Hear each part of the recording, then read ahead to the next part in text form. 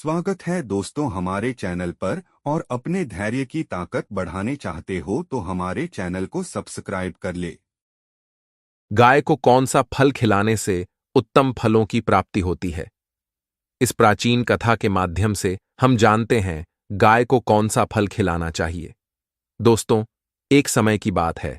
देवर्षि नारद भगवान शिव के दर्शन करने के लिए कैलाश पर्वत की ओर निकल पड़ते हैं। तभी उन्हें रास्ते में अनेक गायें दिखाई पड़ती हैं और गायों के साथ अनेक शेर भी घूम रहे होते हैं। दो विपरीत पशुओं को एक साथ देखकर उन्हें बड़ा विस्मय हुआ। तभी उन्हें एक मनुष्य दिखाई पड़ता है जो गायों के साथ खड़ा है और उन्हें भोजन करा रहा है। देवर्षि नारद उस मनुष्य के पास जाते हैं और पूछने लगते हैं, हे विप्रवर, ये कौन सा प्रदेश है? ये स्थान बड़ा ही विचित्र दिखाई पड़ रहा है। गाय और शेर एक साथ घूम रहे हैं, दोनों को एक दूसरे का भय नहीं है। तब वह मनुष्य कहता है, हे मुनिवर, ये कैलाश पर्वत है। यहां पर भगवान शिव की बड़ी माया फैली हुई है, इसी कारण से यहां पर कोई हिंसा नहीं करता है। शिव की माया से ही इस दुर्गम प्रदेश में सभी पशुओं को उत्तम भोजन की प्राप्ति हो रही है। ये बात सुनकर देवर्षि नारद भगवान शिव से मिलने के लिए उनके स्थान पर जाते हैं। देवर्षि को देखकर भगवान शिव कहते हैं, आइए देवर्षि, कैलाश में आपका स्वागत है। आज किस प्रयोजन से कैलाश पर आपका आगमन हुआ है? देवर्षि कहते हैं, हे भोलेनाथ, मन में आपके दर्शन करने की इच्छा हुई, सो चला आ गया। आपके दर्शन करने मात्र से ही सभी कष्ट समाप्त होते हैं प्रभु। भगवान शिव कहते हैं, हे देवर्षि, फिर भी आपके मन में कोई न कोई शंका तो अवश्य होगी, इसीलिए आप निसंकोच होकर पूछिए। देवर्षि कहते हैं, हे भोलेनाथ, आप तो सब कुछ जानते हैं, फिर भी पूछ रहे हैं। यदि दास को आज्ञा दे तो पूछने की चेष्टा करता हूं। हे भोलेनाथ, आप तो पशुपतिनाथ हैं, इसीलिए आप समस्त प्राणियों के रहस्य जानते हैं। आज मैं आपके पास गौ माता के महात्म्य को सुनने के लिए आया हूं। गौ माता को सबसे अधिक प्रिय चीज कौन सी है तथा उन्हें कौन सी वस्तु खिलाने से मनुष्य के दुख दूर होते हैं? भगवान शिव कहने लगते हैं, हे देवर्षि, आपने समस्त मानव जाति के कल्याण हेतु उत्तम प्रश्न किया है। इस प्रश्न का उत्तर देने से पूर्व मैं आपको इससे जुड़ा एक प्राचीन इतिहास कहता हूं। इस प्राचीन कथा के माध्यम से आपकी सभी शंकाओं का समाधान हो जाएगा, इसीलिए आप इस कथा को ध्यान से पूरा सुनिए। जो भी इस कथा का श्रवण करता है उसके समस्त पापों का नाश होता है, उसे दुर्गम से दुर्गम स्थान में उत्तम फल की प्राप्ति होती है। देवर्षि कहते हैं, हे भोलेनाथ, आपके मुख से इस कथा को सुनना मेरा परम सौभाग्य है। कृपया आप इस कथा को अवश्य कहिए। मैं इसे ध्यानपूर्वक सुनूंगा और इसका प्रचार करूंगा। फिर भगवान शिव नारद जी को कथा सुनाने लगते हैं। हे देवर्षि, पूर्वकाल की बात है, पृथ्वीलोक पर दाशेरक नाम का जो देश है, उसके पश्चिम भाग में एक अत्यंत दुर्गम मरुस्थल है। उस मरु प्रदेश में कोई भी मनुष्य प्राणी जीवित नहीं रह सकता। वह प्रदेश प्राणियों के लिए भय उत्पन्न करने वाला तथा अत्यंत दुष्कर है। वहां पर कोई भी मनुष्य प्राणी निवास नहीं कर सकता। उस स्थान पर केवल प्रेतों का ही वास रहता है। वहां की भूमि तपी हुई गर्म बालू से भरी रहती है। उस स्थान पर बड़े बड़े सर्प निवास करते हैं जो अत्यंत दुष्ट और भयंकर है। उस मरु प्रदेश में सूखे हुए और थोड़ी छाया वाले वृक्ष ही उगते हैं। शमी, खैर, पलाश, करील, पीलू आदि प्रकार के वृक्ष ही उस स्थान पर रहते हैं। कांटों से भरे हुए ये वृक्ष अत्यंत भयंकर दिखाई पड़ते हैं। उन पर कोई फल नहीं उगते हैं, इसी कारण से कोई प्राणी वहां पर जीवित नहीं रह पाते। उस स्थान पर केवल पाप करने वाले प्रेत और पिशाच ही निवास करते हैं। यमराज के द्वारा कष्ट भोगने के लिए उस स्थान पर उन्हें छोड़ा जाता है। भूख और प्यास से व्याकुल होकर वे प्रेत उस निर्जन स्थान पर भटकते रहते हैं। उस मरुस्थल में बहुत थोड़ी वर्षा होती है, आकाश में बादल भी कम ही दिखाई पड़ते हैं। पीने के लिए कहीं पर भी जलाशय नहीं होता है। भूमि पर जो जल गिरता है वह भी तुरंत ही अदृश्य हो जाता है। फिर एक दिन एक बनिया अपने साथियों के साथ उस निर्जन स्थान की ओर चलने लगता है। फिर दुर्भाग्यवश होकर वह अपने साथियों से बिछड़कर उस निर्जन स्थान में पहुंच जाता है। उस मरुस्थल में वह इधर उधर भटकने लगता है और अपने साथियों को खोजने लगता है। बहुत देर तक इधर उधर भटकने के पश्चात उसके मन में भ्रम होने लगता है। अधिक समय तक चलने के कारण वह भूख और प्यास से पीड़ित हो जाता है। उसे अपनी प्यास बुझाने के लिए कहीं पर भी जल दिखाई नहीं पड़ता है। फिर एक स्थान पर खड़ा होकर वह चारों ओर देखकर सोचने लगता है, किस दिशा में गांव है, किस दिशा में जल है, मैं कहाँ जाऊं।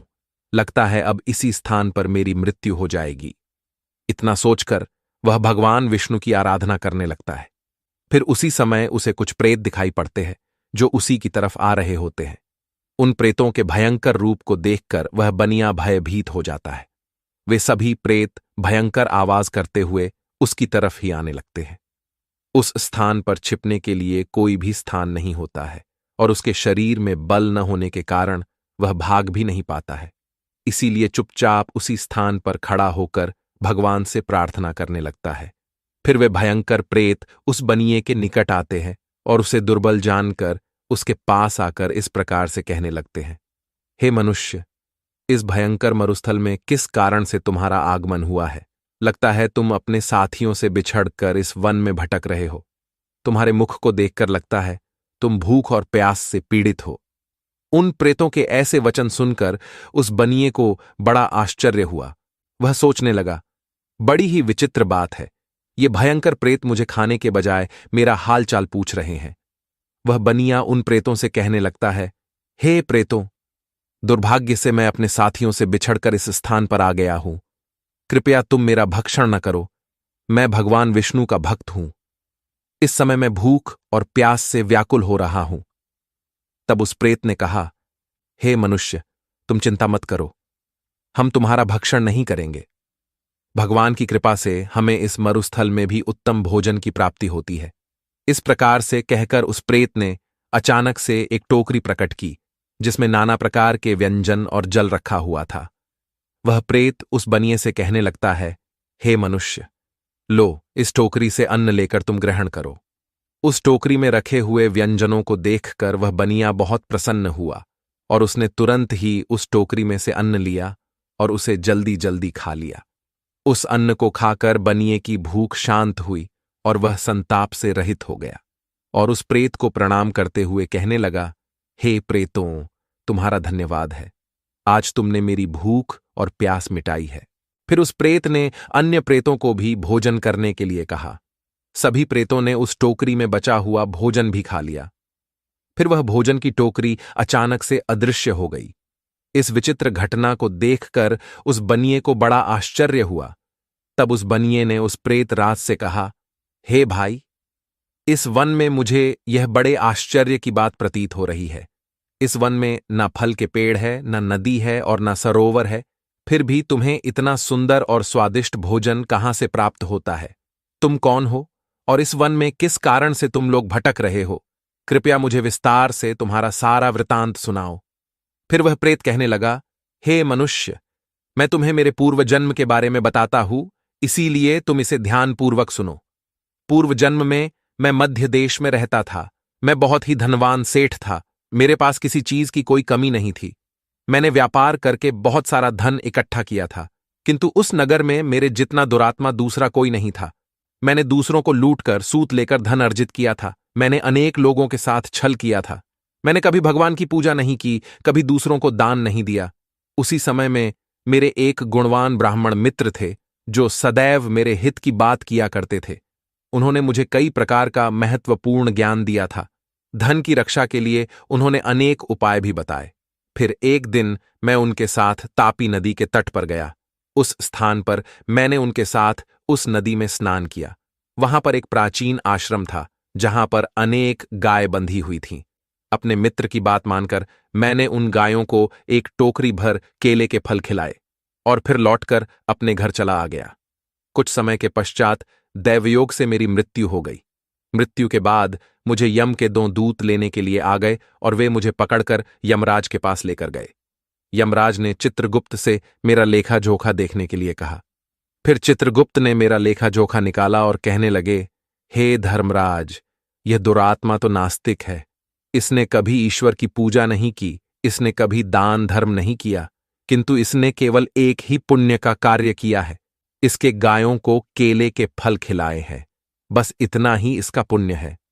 चित्रगुप्त की बात सुनकर यमराज ने अपने दूतों को आदेश देकर मुझे प्रेत बनाकर इस दुर्गम प्रदेश में डालने के लिए कहा। नास्तिक और दुरात्मा लोगों को प्रेत बनाकर इस दुर्गम प्रदेश में डाल दिया जाता है, किंतु मेरे द्वारा केवल एक ही पुण्य का काम हुआ था। मैंने गाय को टोकरी भरकर केले का फल खिलाया था। इसी पुण्य के कारण से मुझे इस भयंकर दुर्गम स्थान में भी एक टोकरी भरकर स्वादिष्ट भोजन प्राप्त होता है। प्रेतों को ऐसा भोजन नहीं मिलता है। प्रेतों का भोजन अत्यंत घृणित और दुर्गंधी युक्त होता है, किंतु मेरे पुण्य के कारण यहां पर निवास करने वाले प्रेतों को भी उत्तम भोजन की प्राप्ति होती है। इसी कारण से इन्होंने मुझे अपना प्रधान बना दिया। यहां पर निवास करने वाले सभी प्रेत दुरात्मा हैं। इन्होंने अनेक पाप किए हैं। देवालयों से धन की चोरी की है, पराई स्त्रियों से संबंध बनाए हैं तथा स्वामी के साथ द्रोह किया है। इसी पाप के कारण ये सभी प्रेत बने हैं। भगवान विष्णु परमात्मा हैं और आप भगवान विष्णु के परम भक्त दिखाई पड़ते हैं। इसीलिए आपके इस स्थान पर आने से मेरी मुक्ति हो जाएगी और मुझे उत्तम गति प्राप्त होगी, परंतु मेरे बगैर ये सभी प्रेत इस मरुस्थल में कष्ट भोगेंगे। इसीलिए आप मुझ पर कृपा करके मेरे इन सभी प्रेत मित्रों की मुक्ति के लिए उपाय कीजिए। हे मनुष्य, मैंने हिमालय पर्वत की एक गुफा में खजाना छिपाया है। आप उस खजाने को प्राप्त करके इन प्रेतों की मुक्ति के लिए इनका श्राद्ध तथा तर्पण आदि कार्य करो। इतना कहकर वह प्रेत अदृश्य हो जाता है और उसे मुक्ति मिल जाती है। फिर वह बनिया हिमालय पर गया और उसने वहां पर उस प्रेत के द्वारा बताया गया खजाना प्राप्त किया और फिर वह गया तीर्थ में प्रेतों की मुक्ति के लिए श्राद्ध करने के लिए चला गया। वहां पहुंचकर उस बनिए ने उन प्रेतों के लिए श्राद्ध करना आरंभ किया। जिस दिन वह जिस प्रेत का श्राद्ध करता, वह प्रेत रात को उसके सपने में आकर उसे दर्शन देता और कहता है, हे महाभाग, तुम्हारी कृपा से मैंने प्रेत भाव को त्याग दिया है। अब मैं परम गति को प्राप्त हो रहा हूं। तुम्हारा धन्यवाद है। इस प्रकार से अनेक दिनों तक उस बनिए ने वहां पर सभी प्रेतों के लिए श्राद्ध किया और सभी प्रेत एक एक करके उसके सपने में आकर उसे दर्शन देने लगे और सभी प्रेतों को मुक्ति प्राप्त हुई। फिर वह बनिया अपने घर पर लौट आया और भगवान विष्णु की भक्ति करने लगा। तदनंतर दीर्घ काल के बाद उस बनिए की मृत्यु हुई और वह भी परम दुर्लभ धाम वैकुंठ को चला गया। महादेव कहते हैं, हे देवर्षि, इस प्रकार से मैंने आपको गाय को केले का फल खिलाने का महत्व सुना दिया है। जो मनुष्य नित्य गाय की सेवा करता है, उसे केले का फल खिलाता है, उसे उत्तम गति की प्राप्ति होती है। गायों के 6 अंग गोबर, मूत्र, दुग्ध, दधि और घृत ये अत्यंत पवित्र और शुद्धि के साधन भी हैं। गोबर से बिल्व वृक्ष उत्पन्न हुआ जिसमें मेरा ही वास होता है। गोबर से ही कमल के बीज उत्पन्न हुए हैं।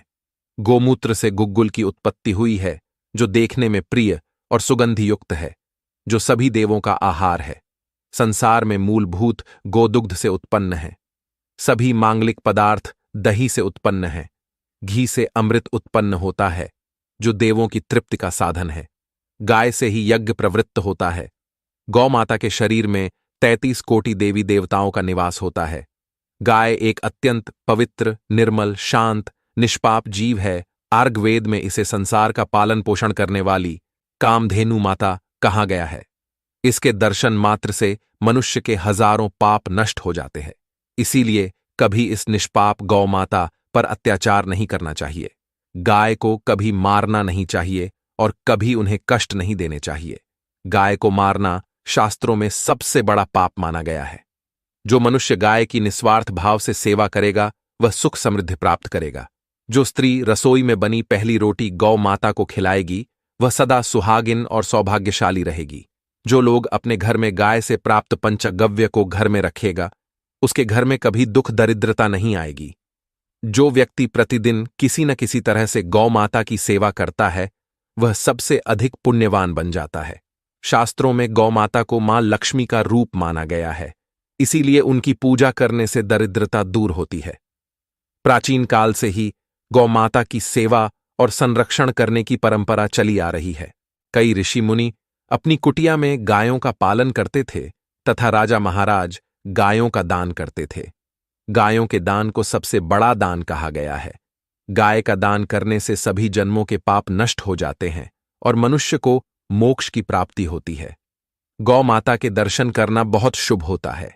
शास्त्र कहते हैं, रोज सुबह गाय के दर्शन होने से पुण्य की प्राप्ति होती है और सुबह गोबर के दर्शन होने से लक्ष्मी की प्राप्ति होती है। अगर किसी महत्वपूर्ण कार्य के लिए जा रहे हैं और अचानक ही गौ माता आपके रास्ते में आ जाती है तो वह कार्य निश्चित ही सफल हो जाता है। किसी भी यात्रा पर निकलते समय अगर गौ माता के दर्शन हो जाए तो वह यात्रा सुखपूर्वक पूर्ण हो जाती है, इसमें संशय नहीं है। अगर घर में धन की समस्या है तो गुरुवार के दिन गाय को केले का फल खिलाना चाहिए, इससे दरिद्रता दूर होती है। गौ माता के पीठ पर एक उभरा हुआ कूबड़ होता है, उस कूबड़ में सूर्य केतु नाड़ी होती है। जब भी द्वार पर गौ माता पधारे तो इस कूबड़ को एक बार जरूर स्पर्श करे।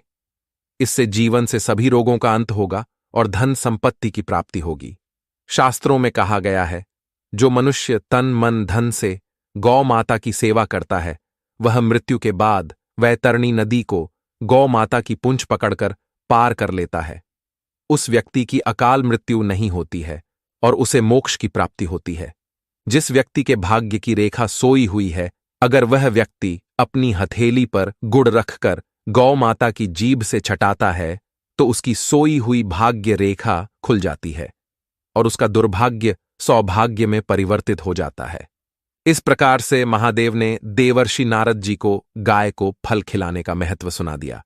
फिर देवर्षि भगवान शिव को बारंबार प्रणाम करने लगते हैं और उनका धन्यवाद देते हुए कहते हैं, हे भोलेनाथ, आपने गाय की सेवा का महात्म्य सुनाकर मुझ पर बड़ा उपकार किया है। मैं इस कथा का तीनों लोकों में प्रचार करूंगा। इतना कहकर देवर्षि चले जाते हैं। तो दोस्तों, आपको यह कथा कैसी लगी कमेंट करके अवश्य बताएं। उम्मीद है आपको यह जानकारी अच्छी लगी होगी। वीडियो को लाइक जरूर करें और कमेंट में हर हर महादेव, जय गौ माता अवश्य लिखें। साथ ही चैनल को सब्सक्राइब करें। आप सभी का धन्यवाद।